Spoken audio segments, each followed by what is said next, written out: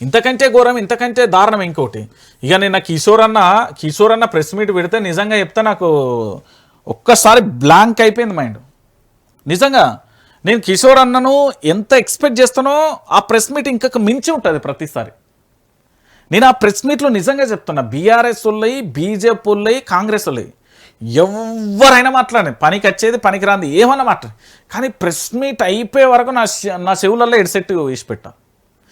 ఏం మాట్లాడతారు. అరే వాళ్ళ దగ్గర పేపర్లు ఇక చూడుర్రి. కిషోర్ ఏమన్నాడు ఒకసారి మీరే చూడరు. మాజీ ఎమ్మెల్యే, తెలంగాణ ఉద్యమకారుడు గ్యాదర్ కిషోర్, ఆయన నిన్న చేసిన అంశాలను ఒక్కొక్కటి చూస్తే ఖబర్దార్ రేవంత్ రెడ్డి అన్నట్టే ఉన్నాయి. అంటే చూడు, భూభారతిలో 30% కమిషన్లు, రేవంత్ రెడ్డికి 10%, పొంగులేటికి 10%, ఢిల్లీకి 10% కమిషన్లు ఇస్తున్నారు. ఎవరికీ తెలియకుండా 4500 అప్లికేషన్లు అప్రూవల్ అయినాయి. ప్రొవిడెంట్ లీస్ట్లో 1 కోటి ఎకరాల భూమి. అప్లికేషన్ అప్రూవల్ వెనుక రేవంత్ రెడ్డి ఫ్యామిలీ.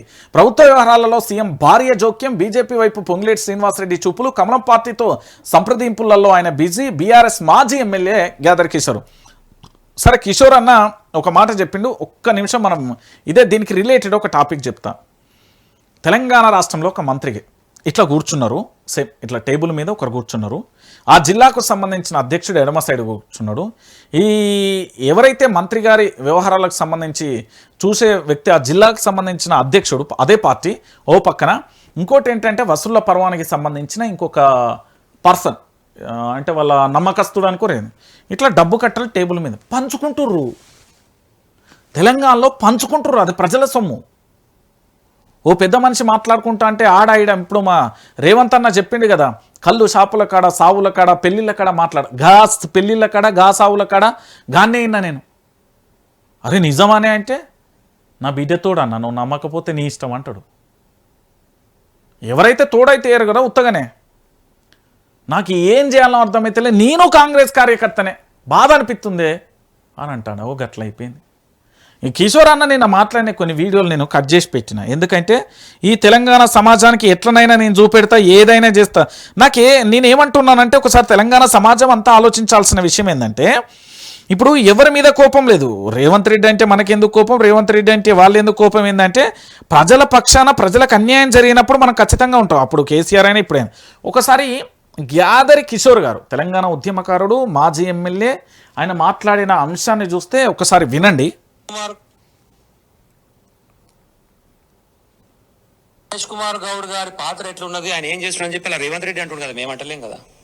గాంధీ భవన్ మొత్తం బీర్లమయం అయిపోయింది, బీర్ బాటిల్ దొరుకుతున్నాయి అని చెప్పేసి. బీర్ బాటిల్ గురించి వాళ్ళ ముఖ్యమంత్రి, వాళ్ళ పీసీసీ గురించి పనితనం బాలేదని పైనుంచి కొడుతున్నారు, తిడుతున్నారు అనే పరిస్థితి వచ్చినప్పుడు, గాంధీ భవన్ బార్ అయిపోయిందని చెప్పి వాళ్ళే అంటున్నప్పుడు, ఇక బీర్ బాటిల్ మహేష్ కుమార్ గౌడ్ మాట్లాడిన దాన్ని ఎవడు ప్రామాణికంగా తీసుకుంటాడు చెప్పు? అది ఆయన పనికొచ్చే ముచ్చటేనా? గాంధీ భవన్ తెలంగాణ రాష్ట్రంలో కాంగ్రెస్ పార్టీకి సంబంధించిన రాష్ట్ర కార్యాలయం. అక్కడ ఆ పార్టీకి సంబంధించిన నేతలు, దాంతోపాటు వాళ్ళందరూ ఉండాలి. కానీ గాంధీ భవన్లో బీరు బాటిల్లు దొరుకుతున్నాయి, ఒక అంశం. రెండోది, పీసీసీ అధ్యక్షుడు మహేష్ కుమార్ గౌడ్కు సంబంధించి ఆయన మీద ఆల్రెడీ వాళ్ళ ఛానళ్లలో వరుస కథలతో ఆయన నాయకత్వాన్ని పూర్తి స్థాయిలో కూడా మంచి లేదని వాళ్ళే చెప్పిస్తున్నారు. మంత్రి పదవి పోయిందన్న బాధల్లో మహేష్ కుమార్ ఉన్నాడు. నా మీదనే కుట్రలు చేస్తావా అని రేవంత్ రెడ్డిని. ఇది కిషోర్ అన్న ఒక పాయింట్ ఏంటంటే, గాంధీ భవన్ బార్ అయిపోయింది. రెండోది నుర్రి ఏం చేస్తున్నాడు పొంగులేటి శ్రీనివాస్ రెడ్డి, నీ కన్స్ట్రక్షన్లు, నీ దందాలు. అయ్యో మనకి ఇబ్బంది అవుతుందిరా, ఇది ఉండేటట్టు నిలబడట్లేదు. రేపు గవర్నమెంట్ మారిన తర్వాత మనం చేసిన అక్రమాలతో మనం ముడి మీద అంతట్టున్నారు, మరి ఏం చేసుకోవాలి మనం అని చెప్పేసి వాళ్ళ కార్యకర్తలతో మీటింగ్ పెట్టుకొని, ఇక అటు చూసి మనం బీజేపీకి వాచ్ వస్తుందిరా అని చెప్పేసి మాట్లాడుకున్నాడు. మొన్న నేను చెప్పేది 2 రోజుల క్రితం. ఆయన పరిశ్రమలో ఆయన ఉన్నాడు. మరి ఇంత పెద్ద స్కామ్ జరుగుతుంటే నీ డిపార్ట్మెంట్లా దీని గురించి ఓడి మాట్లాడాలి, ఎవడు చెప్పాలి? అధికారులు కూడా పిలిపించారు. దాదాపు 122 మంది ఎంఆర్ఓలు దీంట్లో ఇన్వాల్వ్ అయి ఉన్నట్టుంది అని అనుమానం వచ్చి వాళ్ళని పిలిపించి, మరి 122 మందిని సస్పెండ్ చేయలేం కదా, ఈవెన్ ఫెయిల్యూర్ అది, మన ఇజ్జతే పోతుందని చెప్పి వాళ్ళని మందలిచ్చి ఇంకోసారి అట్లా చేయదు అని చెప్పేసి నచ్చే అటువంటి ప్రయత్నం చేసి, అది మొత్తానికి 122 మంది ఎంఆర్ఓలు కలిసి మన ప్రభుత్వ భూములను పొతం పెడితే దానికి అప్రూవల్ ఇస్తే మంత్రి గారు పిలిపించి తిట్టిండట. ఇంకొకటి ఏంటంటే పొంగులేటి త్వరలోనే బీజేపీకి పోతాడనేది కమలం పార్టీ. ఎందుకంటే ఇప్పటివరకు ఆ పొంగులేటి మీద మామూలుగా రాలే మైనింగ్. అబ్బబ్బబ్బా ఆయన గురించి మాట్లాడాలంటే నాకు చిరాకులు ఎత్తుంది. ఎందుకంటే అన్ని ఆరోపణలు వచ్చినాయి. వాళ్ళ కొడుకు వాచిలది, ఆయన మీద ఈడీ దాడులు, ఆ తర్వాత ఆదానిని లిఫ్ట్ కడ కలిసిన, ఆ తర్వాత అదేంది హరీష్ రావు బయట పెట్టిన క్రషర్ మిషన్లు, ఆ తర్వాత మళ్ళీ పల్లవి అమిత్ షా భూముల మీదకి పోడు, ఎన్ని అరాచకాలు చేసిండు పోయి. అయినా కూడా మంత్రి పదవిలో గూకబెట్టింది చూడు, ఆ కుర్చీకే ఉండాలి. హెచ్ఎండిఏ పరిధులు అంటే ఇప్పుడు రంగారెడ్డి కానీ, సంగారెడ్డి కానీ, మేడ్చల్ కానీ, వికారాబాద్ ఉంటే ఒక ఎకరం చేయాలంటే కూడా సీఎం పర్మిషన్ కావాలి. ఏంది అరాచకం? జెన్యూన్ ఉన్నటువంటి ఒక్క ఫైల్ కూడా కనీసం ఇట్లా తీసుకొని ఇట్లా చూసి గిట్లా కాదు గిట్లా మేము చేయొచ్చు అనేటువంటి నిర్ణయాధికారం కలెక్టర్లకు లేకపోతే వాళ్ళు ఏం పని చేస్తున్నట్టు? అంటే కాంగ్రెస్ పార్టీ అధికారంలో వచ్చిన తర్వాత అధికారులు పని చేయలేకపోతారు. చాలా చోట్ల ఇదే జరుగుతున్నది అనేది చాలా స్పష్టంగా చెప్తాను. ఇంకొక పని, ఆయన ఏందో ఆయన సోదరు ఉపన్యాసం చెప్తా ఉండు ఒకటే, ఆయన దినోదయంలో ఏం జరుగుతున్నటువంటి పాపం. అయ్యో ఆలోచించారు కదా. ఇది గ్యాదర్ కిషోర్కు సంబంధించిన ఎపిసోడ్. ఎందుకంటే నేను నిన్ననే చెప్దామనుకున్నా, చాలా వరకు కూడా పూర్తి స్థాయిలో రాష్ట్రంలో కిషోర్ అన్న మాట్లాడిన ప్రతి అంశానికి సంబంధించి కూడా చూస్తే చాలా బాధ అనిపించింది నాకు.